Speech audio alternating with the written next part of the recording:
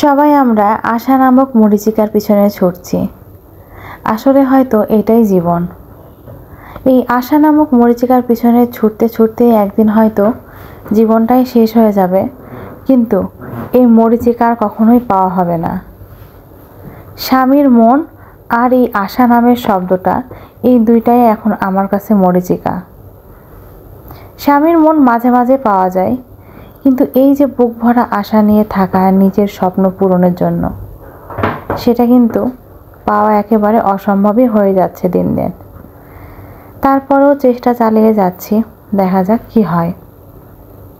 তো আমি এখন ইদানিং ডাইনিংটাকে রান্নাঘর বানিয়ে ফেলেছি, কারণ আমার রান্নাঘরে অনেকটাই আলোর অভাব, সেখানে ভিডিওটা ভালো আসে না। আমার মেয়ের জন্মদিনে রান্না করার জন্য আমি তাই এই ডাইনিংয়েই চলে আসলাম। আমার একটা ছোট সিঙ্গেল চুলা আছে, গ্যাসের চুলা, সেইটাই এখন আল্লাহ দিলে কাজে লাগছে আর কি। তো আমি এখানে 1.5 কেজি মাংস নিয়ে নিয়েছি, সাথে 8-10টা পেঁয়াজ, তারপরে যে আদা রসুন বাটা আমি একসাথে করে নিই, ওইটা দিয়ে দিলাম। টক দই দিয়ে আমি আজকে রান্না করে নিব এই মাংসটা। তারপরে বিকালের দিকে বা সন্ধ্যার দিকে বিরিয়ানিটা রান্না করার জন্য আমি আগেই মাংসটা রান্না করে রেখেছিলাম সকালের দিকে, কারণ বাচ্চা নিয়ে সব কাজ একসাথে করা অনেকটাই মুশকিল হয়ে যায়।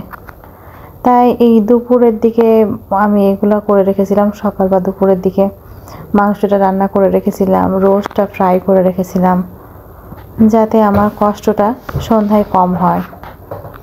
আর এই জন্মদিন আসলেই আমার মেয়ে পাগল হয়ে যায়। বাবা মা হয়ে একটাই জ্বালা, সেটা হচ্ছে কখনো সন্তানদের মনে কষ্ট দিতে মন চায় না। মন চায় যে সন্তানরা যত অন্যায় আবদারি করুক না কেন বা যে কোনো আবদারি করুক না কেন, মন চায় সব কিছুই পূরণ করে দেই। যদিও আসলে সব কিছু পূরণ করা বা সব কিছু পূরণ করতে চাওয়াটা এক ধরনের সন্তানের ক্ষতি করারই শামিল আর কি। চাওয়া মাত্র সব কিছু পেয়ে গেলে তারা বাস্তবতা বা জীবন সম্পর্কে তেমন একটা বুঝবে না। তারপরেও মায়ের মন বা বাবার মন কিন্তু সবসময় চায় যে সব কিছুই দিয়ে দিব, পৃথিবীর সব সুখ সব ইচ্ছে তাদের পূরণ করে ফেলবো। তো আমরা 4 বছর ধরে আমার মেয়ের জন্মদিনে কিছুই করা হয় না, জাস্ট একটা কেক নিয়ে এসে তাকে কেটে খাইয়ে দেওয়া হয়। তো যেহেতু 4 বছরে সে কিছুই করেনি, ছোট মানুষ, এবারও বলতো না হয়তো, কিন্তু ওর বান্ধবী হয়ে গেছে অনেকগুলা। সেই বান্ধবীদের কারণেই তার মনে হয়েছে, যেহেতু আমার এত ভালো ভালো বান্ধবী সবাই কাছেই আছে, তো তার কাছে মনে হলো যে বান্ধবীদেরকে নিয়ে একটু আমি জন্মদিনটা উদযাপন করি। সে বলেছিল, আম্মু কিছুই করতে হবে না, আমার বান্ধবীরা এমনি আসবে, আমার সাথে সময় কাটাবে।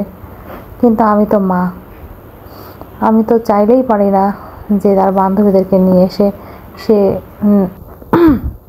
এমনি এমনি জন্মদিনটা উদযাপন করুক।